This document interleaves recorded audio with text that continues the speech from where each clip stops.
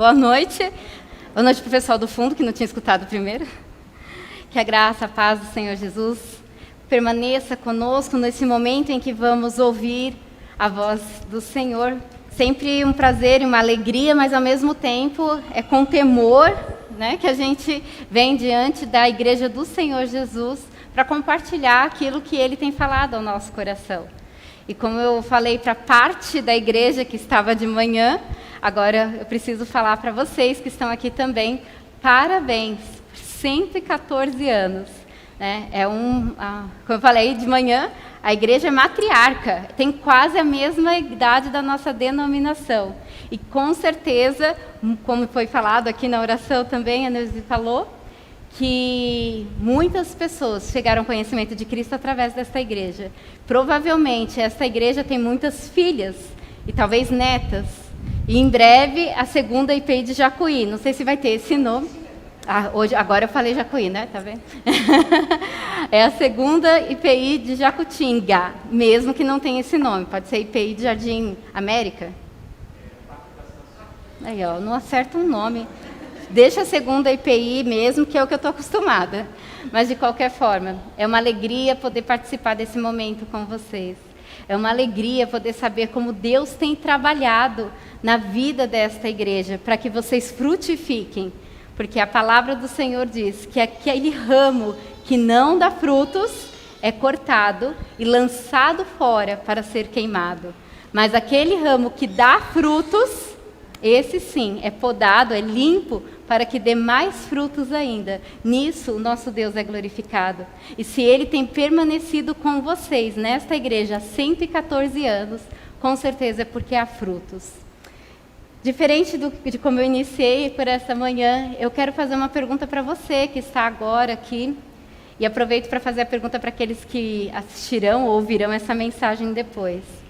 E você, pessoalmente, particularmente, individualmente, tem dado frutos para a glória de Deus?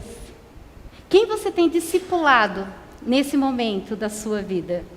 Com quem você tem compartilhado esse amor, essa alegria, essa gratidão que nós cantamos aqui essa noite? Eu espero que você, como pessoa também, como um discípulo, uma discípula de Jesus Cristo, esteja frutificando. E que por todos os anos que você tiver nesta terra, eu acredito que nós não chegamos a 114 como indivíduos, mas talvez 30, 40, 50, 80, quem sabe 100 anos, mas que a sua vida seja uma vida frutífera para a glória de Deus. E para esse mês de aniversário, Deus inspirou pastor Antônio, a equipe pastoral, com esse tema tão apropriado para a vida de uma igreja: espiritualidade, comunhão e propósito. Mas, como ele disse que eu poderia escolher o tema, não precisaria ficar presa, como eu já falei pela manhã também, eu resolvi inverter. Então, nós vamos falar agora sobre propósito, comunhão e espiritualidade. Para isso, convido os irmãos a abrirem as Bíblias no livro de Gênesis, capítulo 1. Vamos ler a partir do versículo 26 até o versículo 7 do capítulo 2. Gênesis, capítulo 1.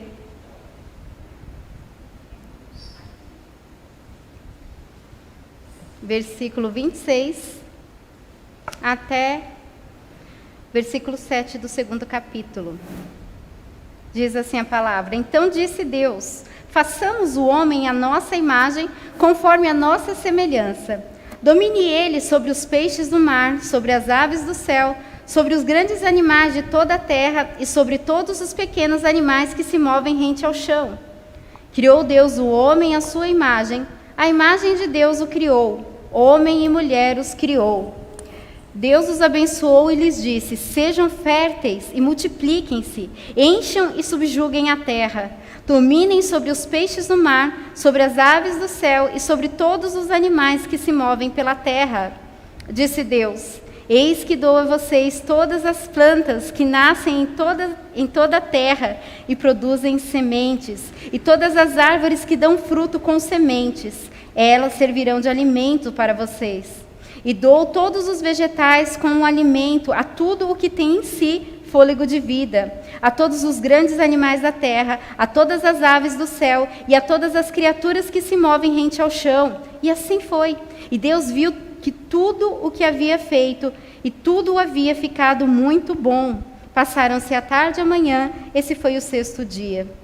Assim foram concluídos os céus e a terra, e tudo o que neles há. No 7º dia, Deus já havia concluído a obra que realizara, e nesse dia descansou. Abençoou Deus o 7º dia e o santificou, porque nele descansou de toda a obra que realizara na criação. Esta é a história das origens dos céus e da terra, no tempo em que foram criados. Quando o Senhor Deus fez a terra e os céus, ainda não tinha brotado nenhum arbusto no campo, e nenhuma planta havia germinado, porque o Senhor Deus ainda não tinha feito chover a terra, e também não havia homem para cultivar o solo. Todavia brotava a água da terra e irrigava toda a superfície do solo. Então o Senhor Deus formou o homem do pó da terra e soprou em suas narinas o fôlego de vida, e o homem se tornou um ser vivente. Vamos orar? Pai, mais uma vez agradecemos a Tua misericórdia, a Tua graça estendida sobre nós. Agradecemos pelo convite que o Senhor nos fez de estarmos nesta noite aqui reunidos para poder nos apresentar diante do Senhor com hinos, com cânticos de louvor, de gratidão, de adoração ao Teu santo nome. E podermos agora neste momento ouvir a Tua voz por meio do Teu Espírito Santo que habita em nós. Pedimos, ó Espírito do Senhor, sonda nossa mente, o nosso coração e nos capacita a ouvir a Tua voz nesta noite. Nos ajuda a entender aquilo que o Senhor tem para cada um de nós. E nos ajuda, Senhor, a cumprir os propósitos que o Senhor estabeleceu para a Tua igreja enquanto nesta terra. Para isso, ó Espírito Santo, tem misericórdia de nós. Usa mais uma vez a Tua serva, mesmo com as minhas limitações, ó Pai, mas tem misericórdia. E fale, Senhor Deus, a Tua vontade em nossos corações em Cristo Jesus. Amém. Como o pastor falou, hoje nós passamos uma tarde muito boa, muito boa mesmo. Comi demais, conversei demais, passei calor demais, mas foi muito bom, foi agradável. Eu estou satisfeita, eu estou feliz, eu estou alegre por estar aqui. E esse tema, espiritualidade, ele é marcante na minha vida. Eu gosto de falar sobre isso, principalmente porque eu posso dar esse testemunho. Eu fui em busca do conceito de entender o que era a espiritualidade cristã, porque quando eu era mais jovem, e eu estava no banco da igreja em qual eu frequentava, ouvindo uma mensagem, mais ou menos como a que vocês estão ouvindo hoje, ou como vocês ouviram tantas vezes, falando a respeito das maravilhas de Deus, falando a respeito do amor do Senhor, falando da vida em abundância que Ele nos prometeu em Cristo Jesus, e de que como o cristão, ele é plenamente feliz e satisfeito em Cristo Jesus. E como Paulo aprendeu a viver feliz e contente em toda e qualquer situação. E de repente eu comecei a olhar para a minha vida, olhar para o meu coração, olhar para os meus sentimentos, e eu me deparei que eu não era esse tipo de crente que a Bíblia descrevia. Eu ia à igreja semana após semana, domingos, quarta-feira, quando tinha trabalhos especiais no sábado, eu também participava. Eu ia aos acampamentos e lá era uma bênção, uma maravilha. Quando eu voltava, parecia que eu estava no monte, sabe o Monte da Transfiguração? Quando Jesus sobe no monte com alguns discípulos, e aí ele aparece Moisés e Elias, e aí tem aquela luz maravilhosa. Só que alguns dias depois é como se eu tivesse descido do monte e me encontrava novamente no vale. E aí toda aquela alegria havia passado, todo aquele desejo de estar constantemente na presença do Senhor havia sido substituído pela necessidade e a urgência dos compromissos. E aí os problemas começavam a surgir, e tão rápido quanto eu mal conseguia perceber, eu já não estava tão feliz e satisfeita, tão contente no Senhor. E eu vivia em altos e baixos. E eu comecei a olhar para as pessoas à minha volta. Eu comecei a conversar com alguns irmãos na expectativa de descobrir. E então eu percebi que muitos de nós não conseguiam viver essa vida. Como cantamos mais uma vez, foi ótimo, né? Cantar aqui o Ieoa. Tenho vida, alegria em todo tempo. E então eu comecei a pensar, refletir sobre isso. E cheguei a duas possibilidades. Eu tinha duas opções diante de mim. A primeira é que Deus era um grande mentiroso. E essa vida que a Bíblia falava, essa vida que o Evangelho oferece, não passava de uma história, não passava de mentira. E eu estava apenas perdendo o meu tempo. A outra opção, a outra possibilidade, é de que nem eu e nem algumas pessoas na igreja estávamos fazendo aquela coisa direito. Obrigada.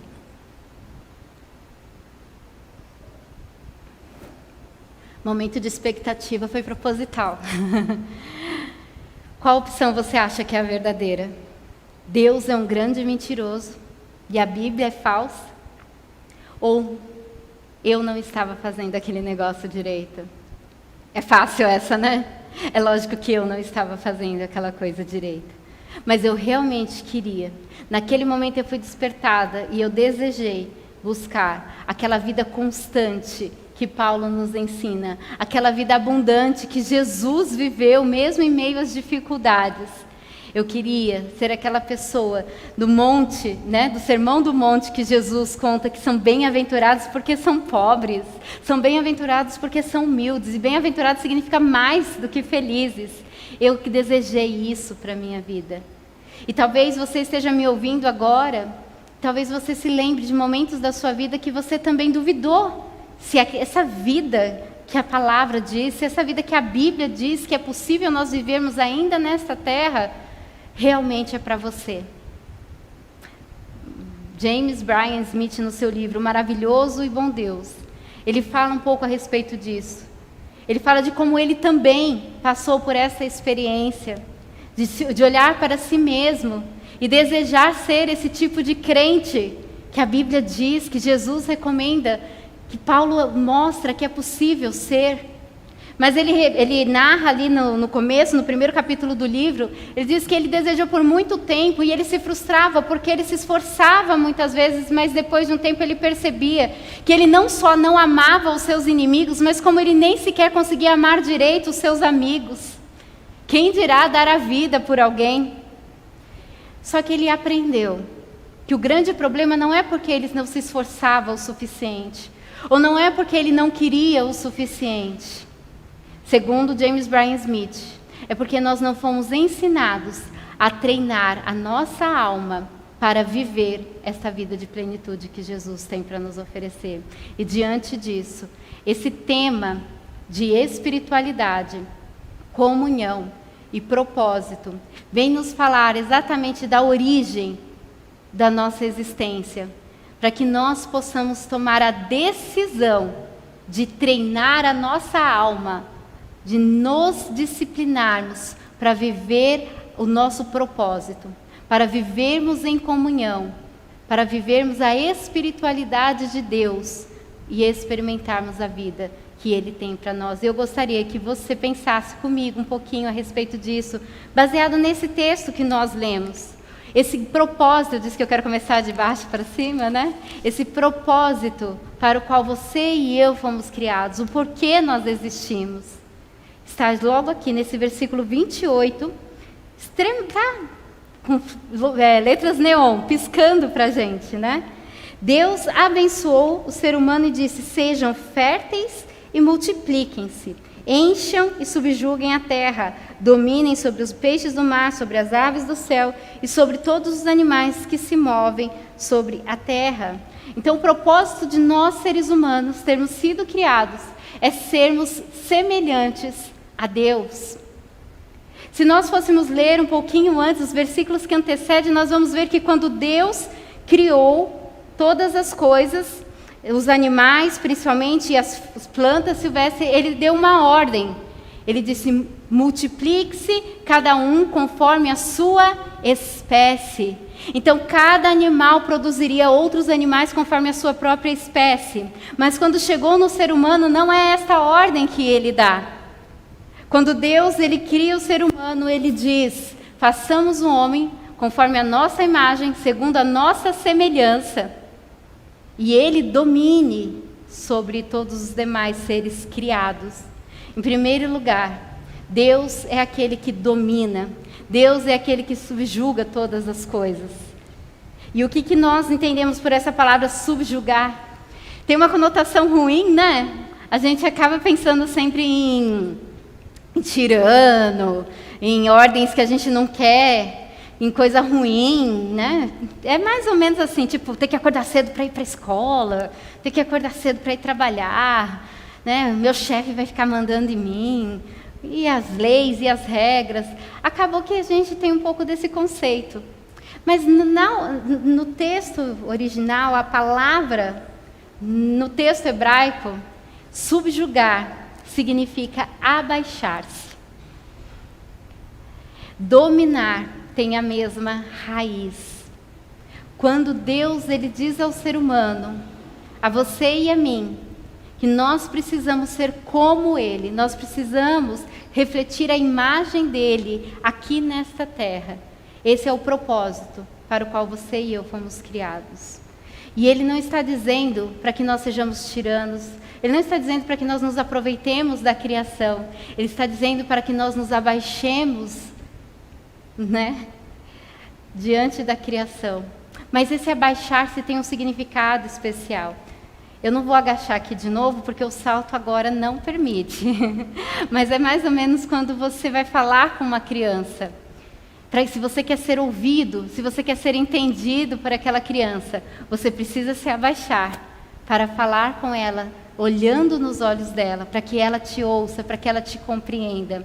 Mas esse conceito vai um pouco além de você apenas abaixar-se para falar como nós falamos com uma criança, mas é abaixar-se para pegar a criança no colo e segurar por baixo, sustentar. Por isso, quando a Bíblia ela nos ensina de sujeitai-vos uns aos outros, depois Tiago ele fala a mesma coisa de outro jeito, ele fala suportai-vos uns aos outros. Devemos ser suporte uns aos outros, mas também devemos ser aqueles que trazem a ordem, a sustentação para a natureza criada. Depende de você e de mim, depende da humanidade, a harmonia da criação. Inclusive, quando não sei quem tem horta, não sei se aqui é uma região, assim, o pessoal tem horta. Agora tem uma moda de fazer aquelas hortas suspensas, mas geralmente a horta está no chão, são canteiros, né? E para você cultivar, você precisa abaixar-se. Deus fez isso conosco. Deus grande e supremo, Ele abaixou-se para se relacionar conosco. E Ele nos ensinou quem Ele era. Ele compartilhou conosco a sua essência e nos deu uma ordem. Reproduza isso. Multipliquem-se, segundo a minha imagem. Todos os outros animais, eles se multiplicariam conforme a sua própria espécie. E a ideia de espécie é exatamente esse, né?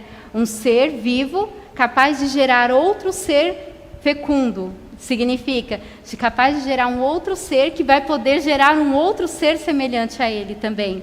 Nós não fomos chamados para multiplicar conforme a nossa própria espécie. Nós já somos a multiplicação da espécie de Deus aqui na terra. O seu propósito e o meu é fazer com que o mundo criado, todas as coisas, outros seres humanos, mas também toda a natureza, os poderes celestes, olhem para nós e lembrem-se de quem Deus é. Eu gosto de usar a ideia daqueles ícones, daqueles emojis. Eu sou daquelas de ficar mandando, né, coraçãozinho, carinha, né, no WhatsApp. E aí tem aquele que a gente gosta de usar, que é o coraçãozinho, né?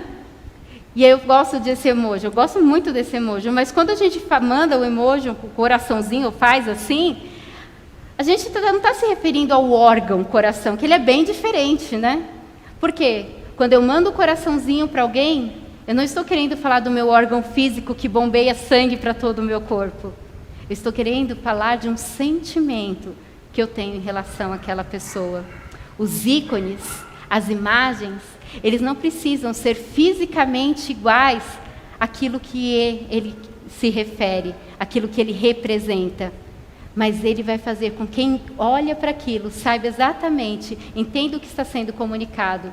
Se eu mando para o meu esposo um T e um coraçãozinho, ele não vai ficar pensando, nossa, que coração bonitinho que a Vivian me mandou. Ah, será que tem outras cores? Vou tentar também.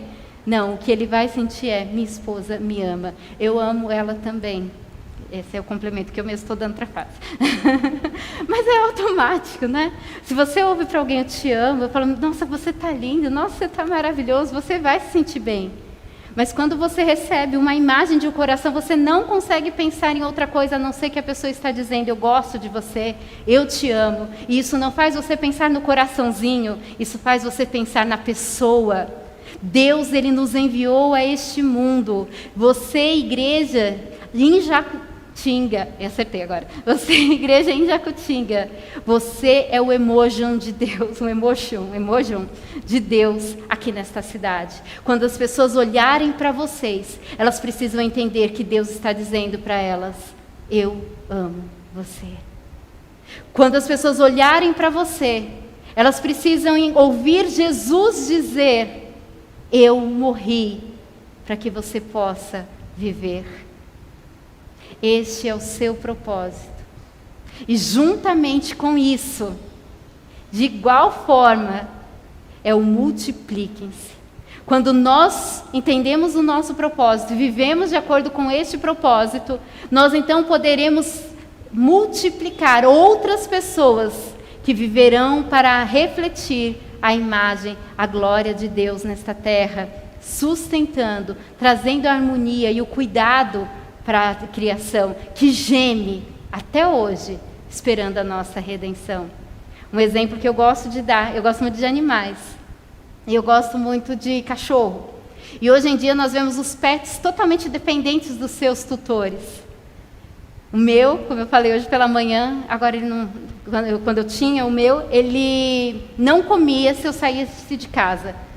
Eu lembro que quando eu mudei, eu não podia levar ele no começo, deixei com os meus pais, ele teve depressão, caiu o pelo, ele não comia mais. Aí o veterinário indicou, sugeriu que eu deixasse uma muda de roupa usada quando eu fosse visitar, para deixar na caminha dele. E sabia que funcionou? Ele voltou a comer e o pelo parou de cair. Depois eu levei ele para morar comigo mesmo, porque aí a saudade foi demais. Só que existem cachorros, por exemplo, ou outras raças, lobos, leões, tigres, que são os felinos, Aí, comparando com os gatinhos pet também, que são animais selvagens, que esses a gente nem chega perto, no máximo no zoológico com duas grades de proteção para nos separar deles, porque eles estão sempre, a gente sempre corre o risco de virar a janta deles. Mas algumas pesquisas, elas mostram que animais selvagens que são cuidados por seres humanos ou que são criados por seres humanos, eles são domesticáveis. E aí eles estavam, inclusive, nessa matéria, orientando que não cuidasse, que não se aproximasse muito de animais selvagens, quando os criadores, aquele pessoal que pega os animais doentes na selva para tratar por um tempo, para soltar de novo na selva, eles falavam, não dê carinho para os animais. Não trate os animais com muita proximidade, porque eles perdem o instinto selvagem deles. E aí depois, quando eles voltarem para a natureza predatória, eles não vão sobreviver. Vocês entendem o que essa pesquisa estava dizendo? Que a natureza, quando ela é bem cuidada pelo ser humano, como deveria ser desde o começo, até os animais, até as feras, elas podem ser domesticadas e viver em paz. Se nós formos para elas a imagem de Deus. Imagina um outro ser humano. Imagina o que você pode fazer com a sua vida. Imagine as vidas que você pode transformar quando você assumir e viver o propósito de Deus para você. Sabe aquele chefe chato que pega no seu pé? parece uma fera, talvez tudo que ele precisa é se sentir respeitado, cuidado. Sua esposa, brava, seus filhos, rebelde, seu marido que não quer mais cuidar da família, ou seja lá qual relacionamento que te vem à cabeça nesse momento, você é a transformação de Deus para esta situação. Se você decidir viver o propósito e ser o emoji de Deus na vida destas pessoas, sustentando elas, subjugando elas, ou seja, abaixando-se aonde elas estão, pegando elas no colo, em oração, por exemplo, com um sorriso, mesmo com máscara, aprender a sorrir com os olhos, com uma palavra doce, com um favor, com uma gentileza, com o ensino da palavra, com compartilhar de vida. O que nos leva diretamente para o segundo ponto da nossa mensagem, segundo ponto da conversa que vocês estão tendo com Deus através desse tema, nesse último mês. O que é a comunhão? A comunhão é justamente você ter algo em comum com alguém. Nós aqui, por exemplo, podemos estar em comunhão ou podemos ser apenas um grande ajuntamento. Depende de qual o propósito de que nós estamos aqui.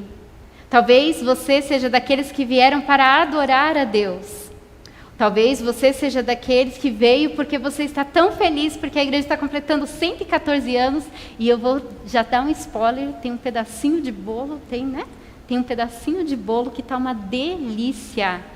Eu ouvi dizer que quem vem nos 2 cultos pode pegar 2 pedaços.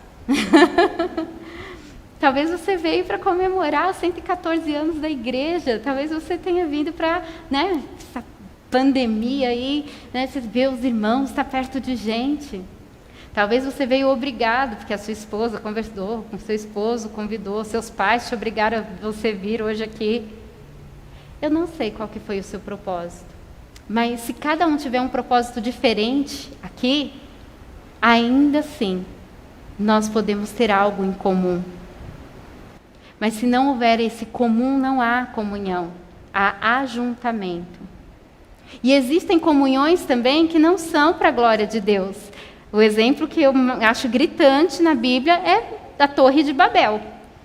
Quando eles decidiram construir a torre, eles construíram uma cidade com uma torre que chegasse até os céus. O objetivo era qual? Que nós façamos o nosso nome conhecido sobre a terra. Nós teremos fama, nós teremos poder. E ali houve, talvez o que a Bíblia descreve, a maior comunhão que existiu. Ao ponto de o próprio Deus dizer, eis que o homem fala uma só língua. Eles têm um só propósito. E eles agindo desta forma, nessa comunhão, não há nada que eles intentem fazer que não lhes seja possível. Gente, é a palavra de Deus falando isso.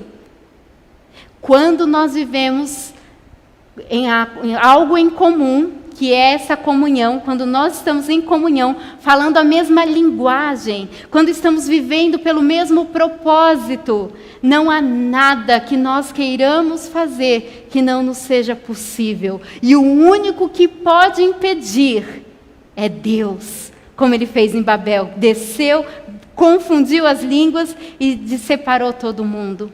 Agora imagina se nós estivermos unidos, se nós estivermos em comum a glória de Deus, se nós estivermos em comum manifestar nesta terra o amor, a salvação de Deus, se nós estivermos em comum fazer discípulos, multiplicar, porque foi isso que Jesus disse, ide e fazei discípulos. Antigamente, para multiplicar, na época de Adão e Eva, só era possível gerando filhos. Mas quando Jesus ele deu a ordem aos discípulos dele, ele disse, ide por todo mundo, multiplique-se, façam discípulos. Imagine esta igreja, imagine as igrejas desta cidade, todas unidas no mesmo propósito comum de fazer discípulos de Jesus, fazer discípulos fecundos que gerarão outros discípulos. segundo as palavras do próprio Deus, não há nada que possa impedir. Porque se nós vamos cumprir o propósito de Deus, Ele que é o único que teria poder para nos impedir, Ele vai nos abençoar para que nós continuemos a fazer isso. Ele vai abençoar esta igreja para que ela multiplique pessoas que serão multiplicadoras da imagem de Deus nesta terra. E a comunhão, ela é exatamente isso. Viver em torno de algo que nós tenhamos em comum. A herança do pecado foi o individualismo. No Jardim do Éden, e eu queria que você prestasse atenção, vamos voltar para esse versículo 27. Criou Deus o homem à sua imagem, a imagem de Deus o criou, homem e mulher o criou. Então, algumas Bíblias, algumas versões, elas até já trazem assim, já uma linguagem mais atualizada, né? Criou Deus a humanidade, macho e fêmea os criou. Porque a palavra que é traduzida aqui na minha versão por homem é a palavra hebraica Adam, que depois virou o nome Adão, né? A gente acostumou. Mas Adão, criou Deus, Adão, a tradução mais moderna já vem trazendo essa interpretação, criou Deus a humanidade. Ish e Isha o criou, macho e fêmea. Vocês entendem que eles não tinham nem nome? Eu vou repetir a brincadeira de hoje de manhã, porque eu gosto dela. É que diz que quando Deus criou, Ish é macho e Isha é fêmea. Então, quando Deus criou o ser humano, Ele criou Adão e a mulher. E aí, quando o homem olhou para si mesmo, ele olhou e falou, Ish. E aí, quando ele olhou para a mulher, falou, Isha. Mas o que realmente importa é que quando Deus criou o ser humano, eles eram uma só espécie, a espécie de Deus. Inclusive, o versículo 2, o capítulo 2, ele termina dizendo, por isso deixará o homem pai e mãe, se unirá à sua mulher e os dois formarão uma só carne. Porque naquele momento, Adão e Eva era a humanidade. No Jardim do Éden, não existia eu, existia nós. Não existia o meu, existia nosso. Sabe quando Eva recebeu um nome diferente? Logo após o pecado. Depois da queda, depois de Deus amaldiçoar a terra por causa do ser humano, depois de Ele amaldiçoar a serpente, a mulher e o homem, Ele virou e deu à sua mulher o nome de Eva. Eu não quero mais que ela carregue a minha identidade. Eu não quero mais ser confundido. Eu não quero mais estar vinculado às decisões que ela toma na vida dela. Então agora é Eva e Adão. Agora não é mais nós. Agora sou eu. Agora não é mais nosso. Agora é meu. Minha vida. Minha família. Minha igreja. Meu ministério. Minha empresa. Meu emprego, minha saúde, meu, eu, minha. Mas o propósito de Deus, na origem, quando Ele nos criou, é que nós reproduzíssemos o façamos. Deus, quando criou todas as coisas, Ele olhou para nós e disse, façamos. E é isso que nós devíamos imitar. Nós somos nós na família. Somos nós na igreja. Somos nós na sociedade. Aonde você estiver, a solidariedade da raça é a consciência de que em Cristo não há meu ou seu, existe algo em comum. E sabe o que você e eu temos em comum? Aquilo que Paulo nos ensina em 1 Coríntios, capítulo 2, versículo 16. Quem conheceu a mente do Senhor para que possa instruí-lo? Vocês estão com o texto aqui em cima? Vocês podem ler comigo o que está escrito na parte final? Nós, porém, temos a mente de Cristo. Vamos repetir? Nós, porém, temos a mente de Cristo. Se mais nada entre nós for semelhante, que a mente de Cristo seja aquilo que nós compartilhamos. Que a mente de Cristo em você e em mim seja aquilo que nós temos em comum. Porque Cristo veio a este mundo como um ser humano para nos ensinar como viver neste mundo, nesta terra, nesse momento em que nós vivemos com os desafios, com a presença do pecado, com o sistema corrupto, com problemas de saúde, com os nossos pecados, as nossas limitações, as nossas fragilidades. Jesus veio a este mundo como um de nós. Ele é o Deus conosco. Agora Jesus, ele não fala mais a Trindade, o Santo, o Pai e o Espírito Santo, façamos. Ele olha para você, igreja de Jacutinga. Ele olha para você que está aqui nesta noite ouvindo essa mensagem. Ele está dizendo para você, façamos. Manifestemos a glória do Pai. Você e eu, em comunhão com o Espírito Santo que habita em nós, seremos capazes de viver o propósito para o qual fomos criados.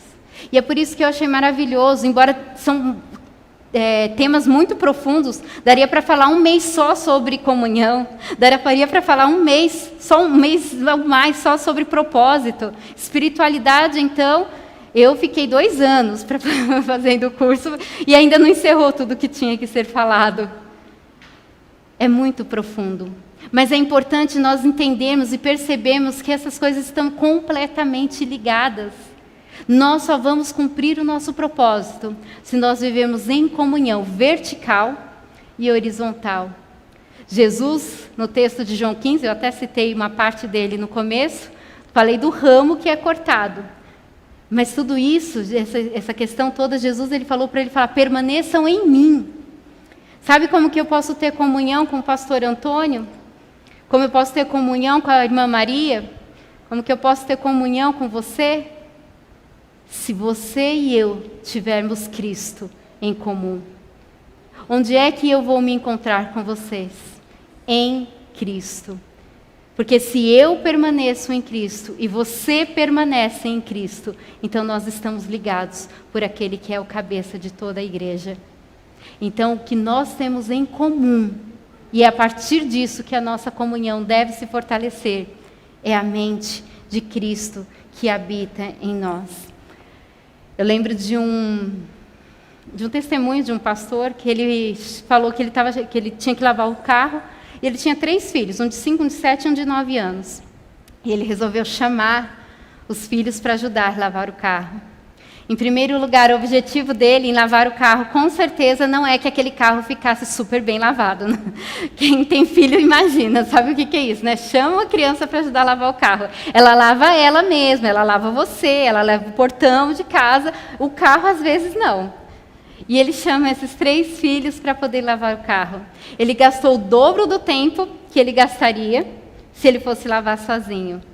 Ou, se ele não quisesse lavar sozinho, ele poderia pagar para alguém fazer e ficaria muito melhor. Mas ele queria ensinar os seus filhos a lavarem um carro. Só que mais do que isso. Aí ele não estava querendo que o serviço em si fosse feito. Ele queria passar um tempo em comunhão com os seus filhos. E no versículo 3 do capítulo 2, nós vemos Deus chamando você e eu para lavar o carro. O capítulo 3 diz que Deus abençoou o 7º dia. E existem 2 outras palavrinhas que eu quero compartilhar com vocês no hebraico. A palavra adoração, a maioria de nós já sabe até o que significa, né? Tem a ver com o serviço, que tem a ver com o cultivo da terra, que então lá na raiz, na origem, a gente vai encontrar a palavra ajoelhar-se. Prostrar-se. Adorar é se prostrar. Mas a palavra abençoar significa, da mesma forma, ajoelhar-se. Então, Deus ele se ajoelha para abençoar o humano mais uma vez. Deus abençoou o sétimo dia. Ele nos deu o sétimo dia. E para que Ele nos deu o sétimo dia? Porque Deus estava cansado de realizar toda a obra. Deus estava cansado, né? Eu fico imaginando. Deus precisou descansar, então Ele criou um feriado semanal para poder descansar. É claro que não. Deus, Ele não se cansa. Deus, Ele não tem essas limitações. Por que então Deus criou o sábado? Ele criou o sábado. E nós, né, estamos aqui hoje, porque esse é o nosso sábado, é o nosso sétimo dia da semana. Porque esse dia o Senhor santificou. Ele separou. Ele se aproximou mais uma vez do ser humano para dar ao ser humano o prazer da comunhão com Ele. A grande questão é que muitas vezes nós estamos fugindo desse compromisso de Deus. Adão e a sua esposa, quando comeram do fruto e ouviram a voz de Deus, quando chegou o tempo marcado para se encontrar com Jesus, eles fugiram. Eles ouviram a voz do Senhor e fugiram da presença de Deus e se esconderam. E mais uma vez eu digo para vocês, hoje em dia, a maneira que nós fugimos da presença de Deus é lotando as nossas agendas de compromisso. O crente que quer fugir de Deus, ele encontra vários compromissos importantíssimos para realizar. Mas o maior e principal compromisso que nós podemos ter é de estar na presença de Deus, é de gastarmos tempo na presença de Deus. Não é Deus que precisa de descanso. Nós é que precisamos ser renovados na presença dEle, de tempos em tempos, de uma maneira mais profunda. Por isso Ele dá esse intervalo. Mas o sábado, o dia do descanso, ele não é apenas para dormir. Ele não é apenas um dia para descansar do trabalho. Ele é um dia de se relacionar intimamente com Deus. E aí nós vamos para a terceira e última parte. A espiritualidade. Porque a espiritualidade, ela é aquilo que vai permear todas as coisas. Então, nós precisamos saber o nosso propósito, porque quando as coisas não estiverem indo do jeito que deveriam estar, o Espírito Santo que habita em você vai dar a cutucadinha e vai te dizer, volta para o propósito. Ele é o nosso conselheiro. Ele vai dizer para você, volta, lembra do seu propósito, lembra quem você é. E isso vai nos dar condições de ter essa comunhão. Isso vai fazer com que nós queiramos entrar na presença de Deus novamente. Mas tudo isso se tão somente nós vivemos a espiritualidade cristã. E eu quero falar sobre a espiritualidade, lembrando de um texto, lá de João capítulo 4, versículo 23. Jesus ele tem um encontro com uma mulher samaritana. E ali eles entram na conversa sobre exatamente onde é o lugar de se encontrar com Deus. Os judeus dizem que é lá no templo de Jerusalém. Nós aprendemos que é aqui, no poço que nosso pai Jacó nos deu. E aí Jesus vira para ela e fala assim, você não entendeu nada. Não é nem lá e nem aqui. Versículo 23, no entanto, está chegando a hora, e de fato já chegou, em que os verdadeiros adoradores adorarão o Pai em espírito e em verdade. São estes os adoradores que o Pai procura. Deus é espírito e é necessário que aqueles que o adorem em espírito. Espiritualidade, portanto, é uma característica de Deus. Espiritualidade é aquilo que Deus é. Deus, Ele é espírito, e importa que nós o adoremos em espírito e em verdade. Você entende que o espiritual ele não é oposição ao físico e ao material. Espiritual é aquilo que deve permear, sustentar, direcionar tudo aquilo que nós fazemos. Paulo, ele nos ensina que quer comais, quer bebais ou quer façais qualquer outra coisa, façam para a glória de Deus. Existe, né, os clássicos devocionais, as principais disciplinas espirituais que são praticadas ao longo da vida, da história cristã, da história da igreja.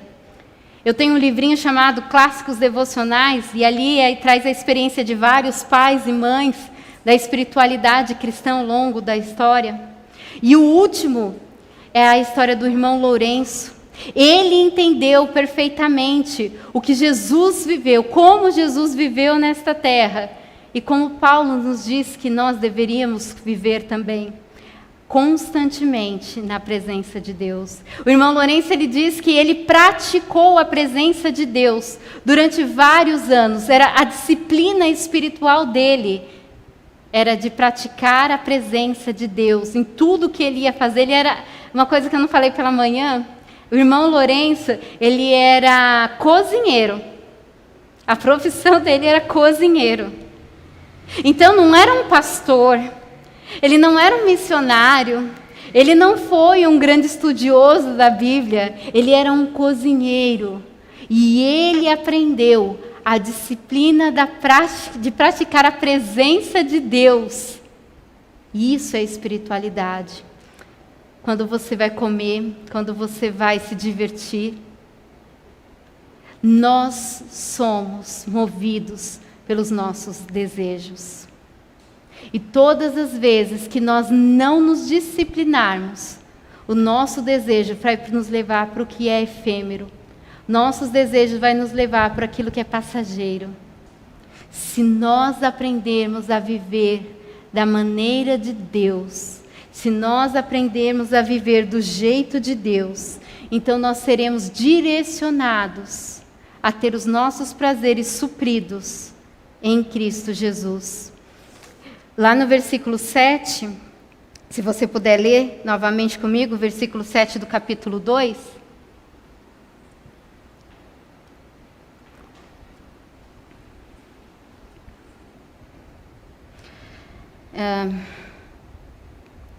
Então o Senhor Deus formou o homem do pó da terra e soprou em suas narinas o fôlego de vida, e o homem se tornou um ser vivente. Essa palavra ser vivente ou alma vivente, dependendo da tradução que você tem, no original a palavra é nefesh, e ela tem o significado de garganta sedenta, garganta faminta. Quando Deus nos criou, Ele nos criou com um propósito, mas Ele nos fez seres famintos, sedentos pela presença dEle em nós. Você é desejo, eu sou o desejo, a melhor definição do ser humano é desejo. Então nós estamos o tempo todo correndo atrás daquilo que nos traz satisfação. Nós vivemos o tempo todo buscando prazer, nós somos movidos pelos nossos prazeres. E enquanto nós não aprendemos a nos satisfazer em Deus, nós vamos continuar a buscar esse prazer e essa satisfação naquilo que não satisfaz. E é por isso que eu vivia como muitos irmãos, porque aquele James Bryan Smith escreveu o livro, ele descreveu o que eu sentia. Ele é um americano que cresceu num outro período. Eu conheço pessoas que compartilham esse sentimento que eu já tive também. Então eu sei que não é só eu, não é só o autor do livro. Mas cada vez que nós procuramos satisfazer os nossos desejos naquilo que não é Deus, nós vivemos essa montanha russa emocional. Todas as vezes que nós buscamos satisfazer os nossos desejos, a nossa sede, em qualquer coisa que não é Cristo Jesus, isso só vai nos fazer ficar ainda mais desejosos, isso só vai fazer com que nós fiquemos ainda mais sedentos, isso só faz com que nós fiquemos cada vez mais famintos e busquemos cada vez mais e mais. A única maneira de nos sentirmos verdadeiramente satisfeitos, a única maneira de nós verdadeiramente encontrarmos prazer que permanece, e então sermos aquele tipo de crente que Jesus escreve no Sermão do Monte, e aí sermos verdadeiramente, sermos verdadeiros quando cantamos, tenho vida, tenho alegria em todo o tempo. É quando nós suprimos as nossas necessidades em Cristo Jesus. mas você já ouviu isso. O tema está sendo trabalhado há um mês, encerra hoje. Há 114 anos esta igreja prega a respeito destas coisas. Você já sabia disso. A grande questão, como James Bryan Smith diz, e como eu tenho aprendido na minha vida, eu convido e desafio você nesta noite a praticar aquilo que a palavra diz. Crie um treinamento para a sua alma. Ainda naquele texto de Coríntios, versículo 14 e 15, diz que o homem natural não aceita as verdades do Espírito de Deus. Elas lhe parecem loucura, e ele não consegue entendê-las, pois apenas quem é espiritual consegue avaliar corretamente o que diz o Espírito. Quem é espiritual pode avaliar todas as coisas. Quando Deus criou o ser humano, versículo 7, mais uma vez, Ele soprou nas suas narinas.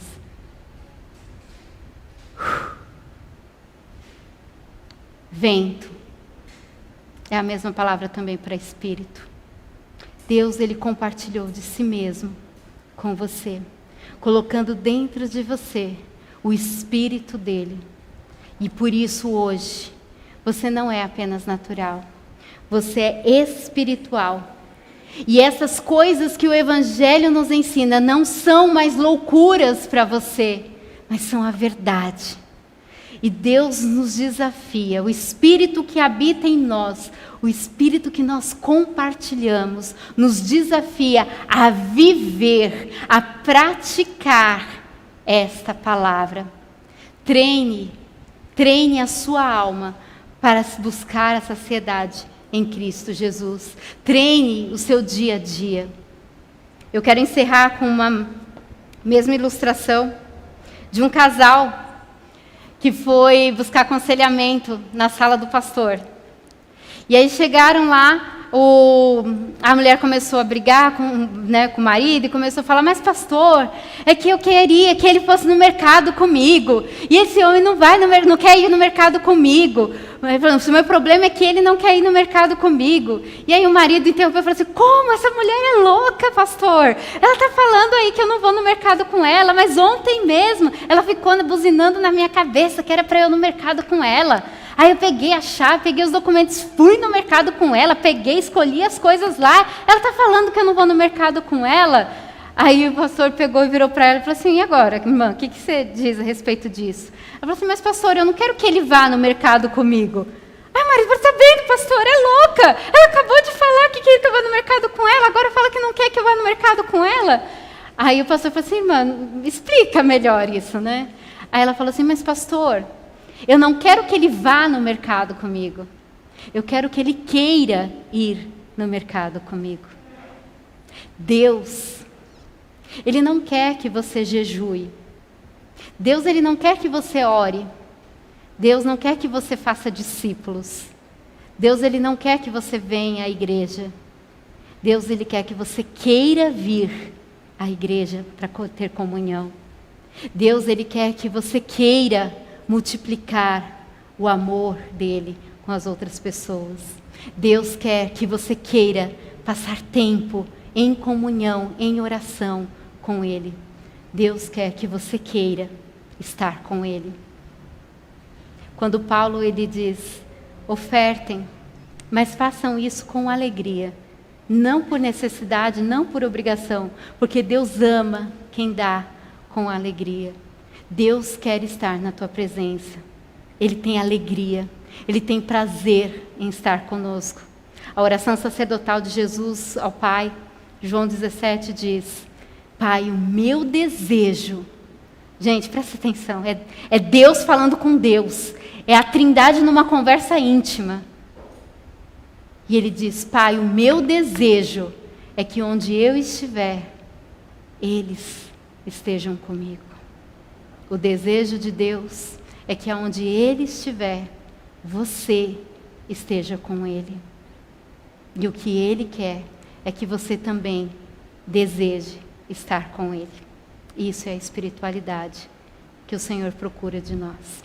Pai, Mais uma vez eu te agradeço por essa oportunidade, esse privilégio, Senhor Deus, de compartilhar da Tua palavra, de compartilhar o conhecimento do Teu amor, da providência que o Senhor mesmo preparou para que nós pudéssemos viver esta vida de abundância que o Senhor nos promete, que o Senhor nos reservou.